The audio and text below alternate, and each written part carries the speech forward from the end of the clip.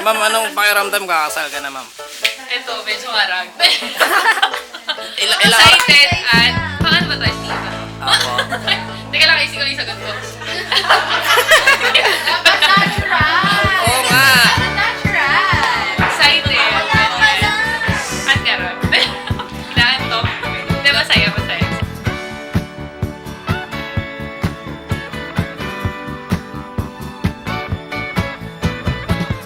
I recall the things you told me.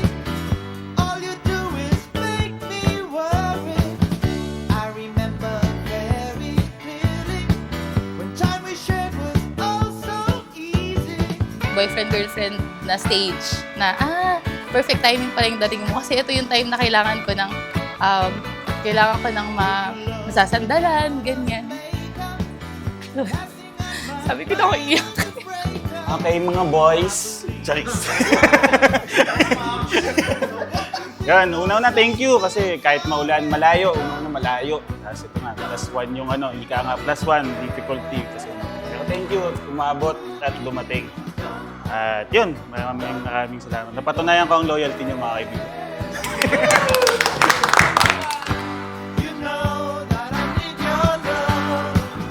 You don't have to be so proud. Actually, noong una, kabado. Kasi first time namin sa pamilya na may kakasal sa magpipinsan. Ako ang unang-una. Then, hindi ako ang panganay sa magpipinsan. Panganay sa magkakapatid, yes. Pero sa magpipinsan, hindi. Pero later on, more on excitement. Yung nararamdaman ko naman, more on excitement na. Grabe coach, ang gawin mo Coach, kutsara lang yan. Nice. Thank you so much. Wow. May resibo, Charis. Wow. Sana. Hindi ko rin alam yan, actually. Uy! Ito yung pinili ko ka. Uy! Hindi ko man na-achieve ang Seiko na relo. Oo, Na-achieve at ko least naman. Seiko na wallet. No? Seiko na wallet. Ang maswerteng wallet. Mamaya ka na bigay naman. You know that I need your love. Kami ay, actually, nag-start kaming magkatrabaho. Nag-meet kami sa Sands. Dati namin pinasokan ng work, pero ngayon hindi na kami pares doon nag-work.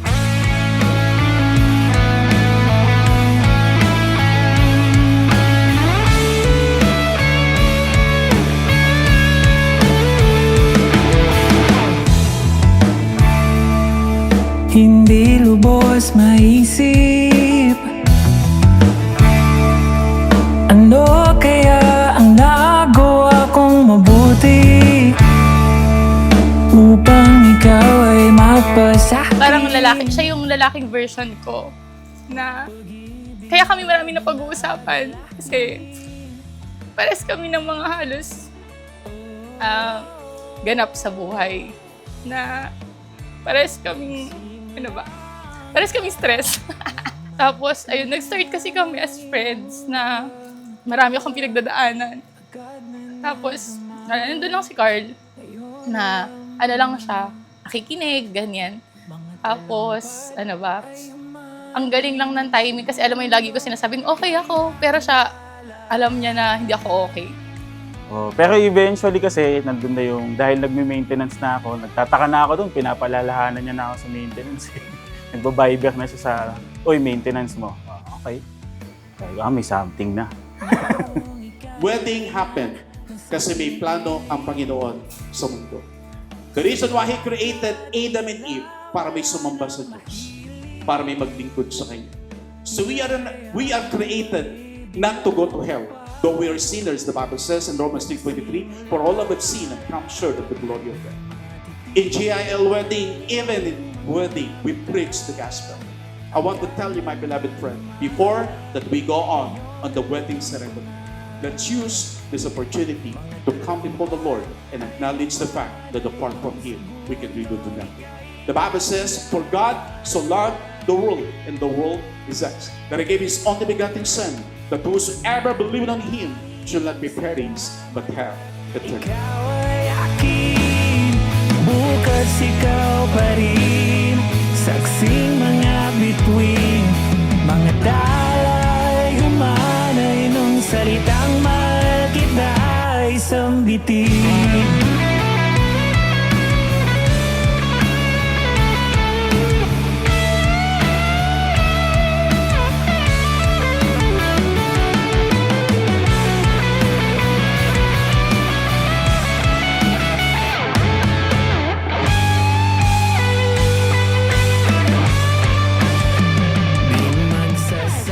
Excited ako na magsimula tayo sa buhay na magkasama. Bumuo ng tahanan, ng sentro ay ang Diyos. At napuno ng dasal, tawa, at pagmamahalan.